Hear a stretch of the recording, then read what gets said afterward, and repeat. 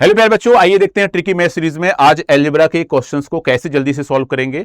तो आज के इस सीरीज में देखोगे आपकी इस तरीके से क्वेश्चन अगर पूछे जाएंगे तो आप जल्दी से कैसे सॉल्व करोगे, आपके मेथड होना चाहिए, उसके पीछे का लॉजिक क्या है, कॉन्सेप्ट क्या है, वह सब डिस्कस करेंगे। यहाँ पे लिखा गया है यदि x-1 द्वारा 3x² प्लस ax प्लस 7 पूरी तरह से विभाज्य है तो a का मान बताओ। तो आपको यह पता होना चाहिए कि ऐसे क्वेश्चन में, जैसे मैंने एक एग्जांपल लिया, मैंने लिखा कि x² माइनस 5x और यहां पे लिखा मैंने प्लस 6 लिखा और इज इक्वल टू 0 लिखा। तो आपको पता है कि इसका फैक्टर क्या होता है। जब आप इसका बेसिक से फैक्टर करते हो तो लिखते हो x-3 और यहां पे क्या लिखते हो आप x+2 लिखते, x-3 और x-2 लिखते हो। इसके आप क्या करते हो, दो फैक्टर लिखते हो।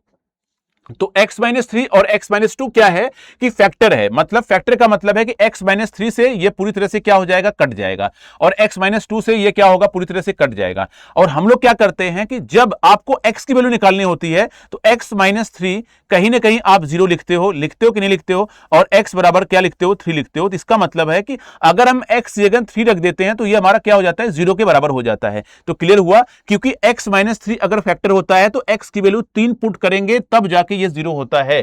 क्लियर हो रहा है। तो इसी तरीके से क्या है, यहां पे क्या दिया गया है, x-1 से डिवाइड हो रहा है। x-1 से डिवाइड होने का मतलब x-1 इज इक्वल टू क्या होगा, 0, और x की वैल्यू आपको 1 पुट कर देनी है। और जब आप x की वैल्यू 1 पुट करोगे तो यहां पे लिखा गया है 3x² प्लस ax प्लस 7। समझ में आ रहा है। और अगर आप यहां पे 1 पुट करोगे तो ये 0 के बराबर होगा, और जैसा मैंने आपको इससे पहले बताया। अब यहां पे क्या लिखोगे, 3, और यहां पे लिखोगे आप 1 का स्क्वायर लिखोगे प्लस ax, और a कितना है कहोगे पता नहीं, और यहां पे लिखोगे 1, और यहां पे लिखा गया है प्लस 7 इज इक्वल टू 0, और यहां पे आप लिखोगे 3 प्लस, और यहां पे लिखोगे a प्लस 7 और इज इक्वल टू 0, और यहां पे हो जाएगा 10 plus a is equal to 0।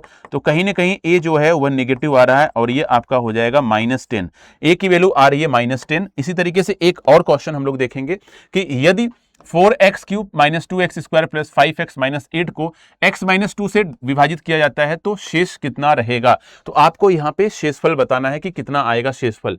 तो यहाँ पे देखो ध्यान से कैसे सॉल्व करोगे। तो यहाँ पे आपको लिखा गया है 4x³ लिखा गया है, 4x³ माइनस, दो तरीके से क्वेश्चन है, और यहाँ पे लिखा गया 2x² और यहाँ पे प्लस 5x, और आपने यहां पे क्या लिखा, -8। इसको आपको डिवाइड करना है x-2 से। x-2 से डिवाइड करने का मतलब x-2 इज इक्वल टू 0। तो x की वैल्यू यहां पे कितनी आ जाएगी, 2, बस आपको 2 पुट कर देना है बस। यहां पे आप लिखोगे 2 का क्यूब, और यहां पे लिखोगे -2, और ये हो जाएगा आपका 2 का स्क्वायर प्लस 5 इंटू 2, और यहां से देखते हैं क्या रिमाइंडर आएगा। ये हो जाएगा 4 इंटू आपका हो जाएगा 8 माइनस, ये हो जाएगा 2 इंटू 4, और यहां से प्लस 10, और यहां से -8 होगा।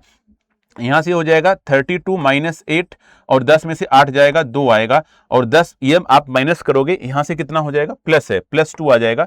34, 32 में से 8 जाएगा तो आप कहोगे सर 24 आएगा, और प्लस 2 ऐड करोगे तो ये आपका हो जाएगा 26 हो जाएगा।